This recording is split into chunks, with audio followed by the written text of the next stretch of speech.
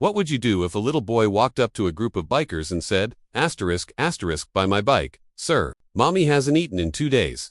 Asterisk, asterisk, what seemed like a desperate attempt to feed his starving mother soon uncovered a shocking secret involving betrayal, greed, and a stolen fortune. In today's emotional story, you'll witness how one act of kindness changed an entire family's future and brought a powerful criminal to justice. Before we begin, please take a moment to like this video, subscribe to the channel, and turn on the notification bell so you never miss another inspiring story. Now, without wasting any more time, let's get started.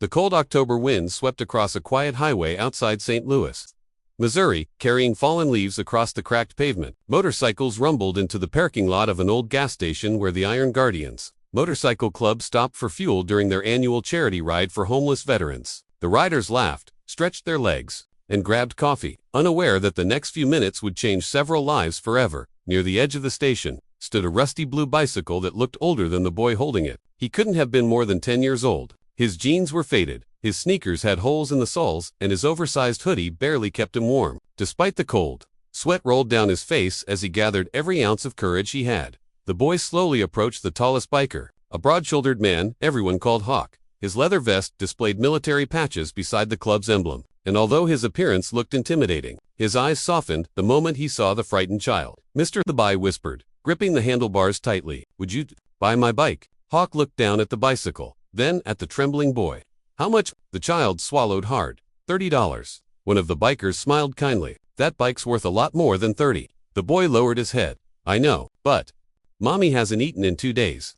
Every conversation in the parking lot stopped. Even the sound of motorcycle engines seemed to fade. Hawk crouched until he was eye level with the child. "What's your name?" "Son, Ethan." "And where's your mom?" "At home." "Is she sick?" Ethan nodded.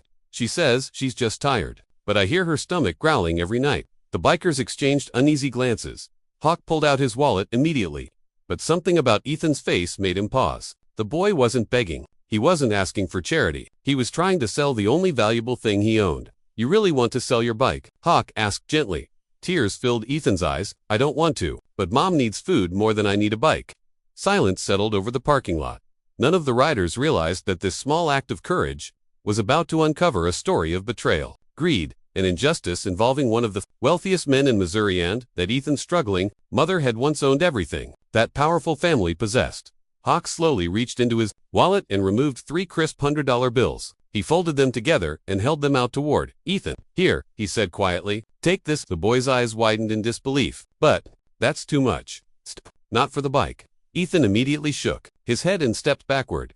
"My mom says we never take money we didn't earn." The bikers looked at one another with silent admiration. Even after days without proper food, the child refused to accept charity. Hawk smiled, realizing the boy had been raised with honesty despite the hardships surrounding him. "Then let's make it fair." Hawk replied, "I'll buy the bike for $300. And whenever life gets better, if you still want it back, you can buy it from me for $1. Ethan stared at him, unsure whether to believe what he had just heard. "You'd really do that?" "I give you my word." After several long seconds, Ethan slowly nodded. He carefully handed over the old bicycle, wiping his eyes with the sleeve of his hoodie. Before anyone could say another word, Ethan quietly added, "Can I ask you something?" "Of course," Hawk answered. "Could you maybe drive me home? Mom gets scared when I'm gone too long." Without hesitation, Hawk looked at the rest of the Iron Guardians. "We're taking a little detour." Within minutes, the motorcycles rolled through the quiet streets of a forgotten neighborhood filled with abandoned homes and broken sidewalks. Ethan directed them to a small weathered house at the end of a dead-end road. The porch leaned dangerously to one side. Several windows were covered with cardboard, and weeds had nearly swallowed the front yard. As Hawk stepped off his motorcycle carrying bags filled with groceries from the gas station, he noticed something unusual hanging beside the faded front door. It was an old brass nameplate. Most of the letters had worn away with time, but one name remained barely visible beneath the rust. Asterisk, asterisk, Harper and Lawson Holdings. Asterisk, asterisk. Hawk stopped in his tracks. He recognized that name immediately. It belonged to one of the richest business empires in Missouri. He glanced at the crumbling house, then back at the nameplate. None of it made sense. How could a starving mother and her son be living in poverty while their home carried the name of one of the state's most powerful families? Deep inside, Hawk felt that this wasn't just a story about bad luck. Someone had taken everything from this family, and he was determined to find out who. Hawk knocked gently on the fragile wooden door, but no one answered. Ethan quickly unlocked it with a small brass key hanging from a string around his neck. As the door creaked open, a wave of cold air drifted from inside the house. The electricity had been shut off days earlier, leaving only the gray afternoon light filtering through the broken curtains. "Mom," Ethan called softly. A weak voice came from the living room. "I'm here, sweetheart." The bikers stepped inside and found a woman wrapped in an old blanket on a worn-out sofa. She looked no older than 35, but exhaustion had aged her face. Dark circles surrounded her eyes, and her cheeks were noticeably thin. She tried to stand when she saw the strangers, but nearly collapsed. Hawk rushed forward and helped steady her. "Easy, ma'am." Embarrassment filled her eyes when she noticed the grocery bags. "Ethan," she whispered, "what did you do?" The little boy lowered his head. "I sold my bike." Her eyes widened with shock. "No. Ethan, I told you never to sell the one thing that makes you happy. I couldn't watch you go hungry anymore." Tears streamed down her face as she pulled her son into a tight embrace. Several bikers quietly looked away, unable to hide their emotions. One of the women in the motorcycle club began unpacking food onto the tiny kitchen counter. There was almost nothing else in the kitchen. The refrigerator stood empty, except for a bottle of water and half a carton of milk that had already spoiled. The cupboards contained only a single box of crackers and an unopened can of beans. "This is all they've had," one biker whispered. Hawk's jaw tightened. The woman finally introduced herself. "My name is Sarah Lawson." The last name immediately caught everyone's attention. "Lawson?" Hawk asked carefully. "As in Harper and Lawson Holdings." Sarah looked away. "I used to be." The room fell silent. But Hawk remembered seeing that company everywhere: construction projects, hospitals, shopping centers, and even television commercials. It was one of Missouri's largest family-owned corporations, worth hundreds of millions of dollars. "What happened?" Hawk asked. Sarah hesitated before speaking. "My father, Richard Lawson, built the company with his best friend, Charles Harper. They promised each other that both families would always own it equally." She paused, struggling to hold back painful memories. "When my father died unexpectedly 5 years ago, Charles Harper took control of everything." "You inherited your father's shares, didn't you?" another biker asked. "I should have." Her voice cracked, but before the funeral was even over, Harper's lawyers arrived with documents claiming my father had signed away his ownership months before his death. "And had he?" Sarah shook her head immediately. "No, my father would never have done that." "So you fought it in court?" "I tried." She laughed bitterly. "Harper hired the most expensive attorneys in the state. I spent everything I had trying to prove the signatures were forged."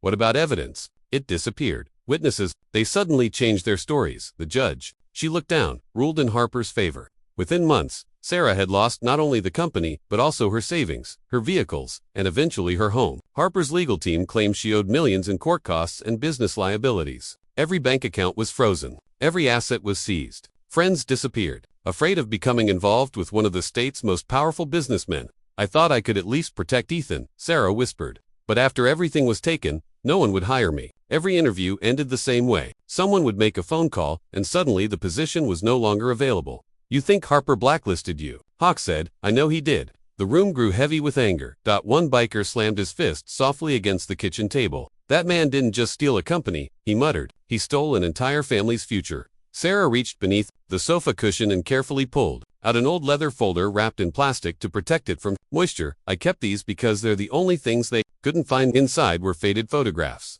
of her father standing beside Charles Harper during the company's early days. There were handwritten partnership agreements, letters between the two founders, and copies of financial records that Sarah had secretly saved years earlier. As Hawk flipped through the papers, one yellowed envelope slipped onto the floor. Across the front, written in Richard Lawson's handwriting, were the words, ****, open only if something happens to me. ****. The envelope had never been opened. Sarah stared at it in disbelief. I forgot this even existed." Hawk slowly picked it up, feeling the weight of whatever was hidden. Inside, something told him that the truth Sarah had been searching for over the last 5 years wasn't lost at all. It had been waiting in that forgotten envelope the entire time. Hawk carefully handed the sealed envelope to Sarah instead of opening it himself. "This belongs to you." Her hands trembled as she stared at her late father's handwriting. For a moment, she couldn't bring herself to break the seal. Ethan quietly held her hand. "You can do it, Mom." Taking a deep breath, Sarah opened the envelope. Inside were several folded pages, a small flash drive, and a notarized letter signed by Richard Lawson only 3 weeks before his death. As she began reading, tears rolled down her cheeks. "My dear Sarah," the letter began, "if you're reading this, something has happened to me. I fear Charles Harper has become a different man than the friend I once trusted. If anything happens to me unexpectedly, never believe any document claiming I willingly gave away my share of our company." The room fell completely silent. Richard's letter explained that he had discovered large amounts of company money being secretly moved into offshore accounts. When he confronted Charles Harper, their lifelong friendship shattered. Richard had refused to sign fraudulent financial statements, and he feared Harper would try to erase his family's ownership after his death. The flash drive contained scanned contracts, board meeting recordings, emails, and financial records proving that Richard still legally owned half of Harper and Lawson Holdings. It also included security camera footage showing Richard locking the original partnership agreement inside a private safety deposit box at a local bank. Sarah covered her mouth in disbelief. "My father knew this would happen." Hawk looked at one of the bikers, a former police detective named Mason. "Can those files be verified?" Mason inserted the flash drive into his laptop. After several minutes of examining the documents, he looked up with a serious expression. "They're authentic." Another biker, Grace, had spent years working as a corporate accountant before joining the Iron Guardians charity work. She reviewed several financial spreadsheets and immediately noticed something alarming. "These numbers don't lie," she said. "Millions of dollars were transferred into shell companies controlled by Harper. This wasn't just theft. It looks like corporate fraud." Hawk immediately called an old friend, federal investigator Daniel Brooks, who specialized in white-collar crime. Within hours, Brooks and 2 agents arrived at Sarah's house. They carefully reviewed every document and every digital file. Brooks finally looked at Sarah. "Mrs. Lawson, these records are more than enough to reopen the case." News spread quickly after federal investigators obtained search warrants for Harper and Lawson Holdings. Television crews gathered outside the company's headquarters as agents carried out boxes of financial records. Former employees who had been too frightened to speak finally came forward. Several admitted they had been pressured into signing false statements years earlier. Within days, Charles Harper was arrested on charges including fraud, forgery, conspiracy, tax evasion, witness tampering, and obstruction of justice. The same lawyers who had once defended him began resigning as more evidence surfaced. Months later, a packed Missouri courtroom watched as the truth finally emerged. Handwriting experts proved Richard Lawson's signatures had been forged. Financial analysts traced millions of stolen dollars through dozens of fake companies. Former executives testified that Harper had threatened anyone who questioned his actions. After a lengthy trial, the jury returned a unanimous guilty verdict on every major charge. The judge ordered that Sarah Lawson's ownership of the company be fully restored. Harper's illegally obtained assets were seized, and a large portion was awarded to Sarah as compensation for years of financial and emotional suffering. Standing outside the courthouse, reporters surrounded Sarah, asking what she planned to do with the company she had fought so hard to reclaim. She smiled and looked at Ethan. "My father built this company to help families, not destroy them. That's exactly what we're going to do." True to her promise, Sarah transformed Harper and Lawson Holdings into a business known for treating employees with fairness and respect. She created scholarship programs for children facing poverty, funded food banks across Missouri, and established legal assistance for families fighting financial injustice. Every Christmas, hundreds of struggling families received anonymous gifts, food, rent payments, and medical assistance from a foundation created in Richard Lawson's memory. As for Ethan, the first purchase Sarah made after reclaiming the company wasn't a luxury car or a mansion. It was a brand new, blue bicycle when she wheeled it into their driveway. Ethan smiled, but quietly asked, "Can I keep the old one too?" Hawk laughed. "I was hoping you'd ask." He rolled out the rusty bicycle that had remained untouched in the Iron Guardians clubhouse ever since that day at the gas station. "We were only borrowing.